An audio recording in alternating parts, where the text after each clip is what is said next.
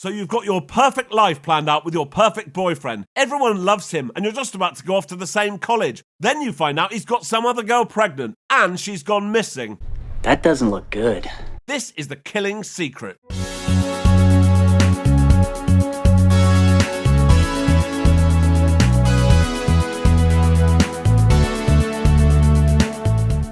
I'm Jay Harangue and I've wasted hours of my life watching terrible films. You should subscribe. This is Nicole and her boyfriend Greg. They're making out on this boat and this old couple is watching. Okay. Life is great for Nicole. She's the head cheerleader and Greg is the starting quarterback. But things aren't as perfect as they seem. Greg's friend PJ's like, will you be seeing Nicole later, Greg? Greg's like, guess again. Oh, dear. I can't even get a girlfriend, and you've got two. So how come I never met this secret sex machine? She lives in Vernon. Consider a charity work for the poor. And a dog. So Greg seems nice. Vernon is the poor part of town. Emily, Greg's side piece, lives here with her mum, and all they talk about is how poor they are. You may recognise Emily as Punky Brewster from the 80s TV show of the same name. Greg comes to pick her up. He takes her to their special place, an abandoned warehouse his dad's company owns, which Greg calls the Love Shack. Love Shack, baby! And then they... Afterwards, she's like, Greg, it's a bit weird that we've been together for 4 months and I've never met your friends or family. I've never been to your house. We only ever come to this abandoned warehouse. You do love me, don't you, Greg? Meanwhile, Nicole is with her friends who are telling her she needs to tie Greg down before college, as he's so good, everyone else is going to want him. Back at the warehouse, Greg receives some bad news. She's like, Greg, I'm pregnant. You're what? Oh, Greg's like, it's okay, we'll go to a clinic and I'll pay for everything. No, Greg.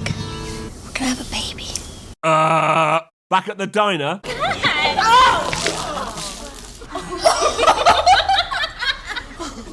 The waitress is Tina, Emily's mum. Bitch, bitch, bitch, bitch, bitch. Nicole's friends seem nice. Greg drops Emily home and he's been unable to convince her to get rid. We're gonna have a baby, Greg. We can build a life together. I don't think so. The next morning, Nicole finds out she's got accepted into 2 colleges, Duke and Chapel Hill, where Greg is going. Her mum's like, that's nice, Nicole. Just do whatever you can to stay with Greg. That night, it's Greg's 18th birthday party. He gets a phone call. Hey, what's up? You're gonna have to take responsibility.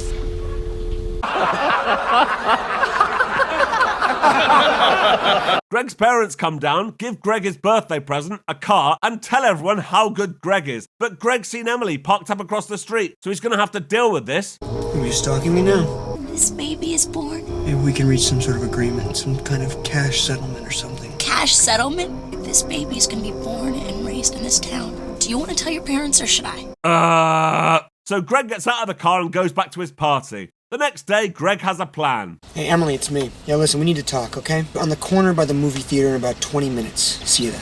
He's still pushing the clinic idea, but Emily's not having any of it. We're gonna have this baby. He's like, no, you're not. Yes, I am. We don't see exactly what happens after that, but I think it's fair to say that Greg deals with the issue without having to go to the clinic. Yep. 5 days later, there's another party at Greg's house, and he's in a much better mood. That is until a news report comes on about Emily's disappearance. Nicole recognises Emily's mum as Tina from the diner. Greg changes the channel, but when Nicole gets home, she sees more about it on the news and decides to go over to Tina's house. Tina's like, yeah, hi, can you put some of these posters up at your high school? Somebody there may know something. The next day, PJ drives Greg, Nicole and her friend who he's trying to shag to the Love Shack. Nicole finds a flower button on the floor. Greg's like, I'll take that, but she's like, no, it's mine. The next day, police come over to visit Tina. They're like, we're going to stop working on this case as we reckon Emily's just run away. I see. Have you contacted all her friends? Just about. So Tina goes round Greg's house. Greg tells her that Emily used to talk about running away from home. Well, did she say anything else? She just said, maybe I'll run away from home, and I never really gave it much thought. As Tina's leaving, Nicole comes in. She's like, what are you doing here? Tina leaves quickly, so Nicole's like, Greg? Tina, what is going on? Greg was seeing Emily. Your boyfriend was cheating on you. Welcome to the real world. The next day at school, some weird guy is painting a mural of Emily and gets arrested. Greg tries to talk to Nicole, but she's not interested. All Greg's friends are like, oh, come on, it's not that bad. Just get back together with him. Greg's like, come on, Nicole. I only took her out a couple of times. Let's meet later. She's like, I can't because I'm going to a search party to find your other girlfriend. So Greg joins in too. When Nicole gets back home, her parents are like, ooh, guess who we bumped into today? Greg's parents. Wow. Greg's dad said he might finance your stepdad's condominium project. Maybe you could get Greg to put in a good word with this old man. Greg and I aren't seeing each other anymore. Excuse me? I broke it off. Why would you do that? Things weren't working out. Her mum and stepdad are livid, because like everyone else in this town, they love Greg more than their own kids. True. That night, there's a graduation party. Greg's there, obviously, because he's the king of the town. He tells Nicole he wants to get back together with her, and she agrees to take him back. Meanwhile, by the lake... What's that? Oh my God. Yes, it's Emily's dead body, so now it's time for the funeral. Nicole decides to go because Tina's her friend now, and she brings Greg. What? Nicole's friend Shannon doesn't like the fact that Nicole and Tina have become friends. You've sure been spending a lot of time with that woman lately. I mean, all of a sudden you're off hanging out in Vernon. It's not like everybody that lives in Vernon is a criminal. Whatever. When they get back to Greg's house, the police are waiting for him. It's the Emily DiCaprio situation. There have been some developments. They found out that Emily was strangled and she was pregnant. The baby was Greg's. No. No. No. Yes. But this doesn't stop Nicole going to the summer dance with him. Nicole's friends have turned on her because she hangs around with Tina, who's accusing King Greg of killing her daughter. And you can't say bad things about Greg in this town. Yeah, you're right. You're absolutely right. On the way home, Greg tells Nicole that Emily's baby could be anyone's because she used to get drunk and sleep around. Nicole's like, okay, Greg, where were you the night she died? He's like, how dare you ask me that? I want you to stop seeing Tina DiCaprio. You just better figure out whose side you're on.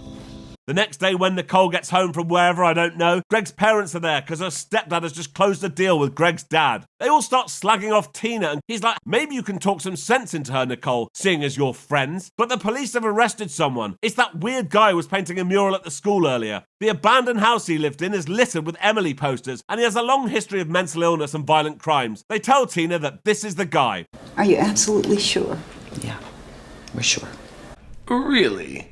When Nicole finds out, she goes to see Tina. Tina apologizes for accusing Greg, but Nicole's annoyed she tried to ruin his life. Later that day, there's another party. Greg takes Nicole out to the lake where Emily's body was dumped, and then they bang. Later at the abandoned warehouse, there's another news report about Emily. This time, for some reason, it's showing police photographs, and Nicole sees the shirt Emily was wearing in one of them, with a missing button. The same button found at the warehouse a few weeks ago. Oh my goodness.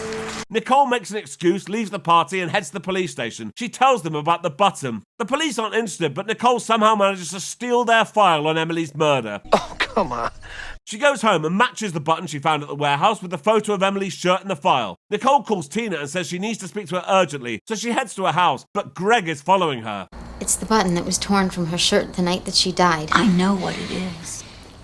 Tina's like, it's not enough evidence. We need something else. Nicole says Greg's out of town this weekend, so she's going to go to the Love Shack and look for more evidence. That night, she goes there and finds a bloodstain on a lampshade. She grabs the lampshade and is about to leave, but Greg's not away for the weekend. I have done some horrible things, Nick.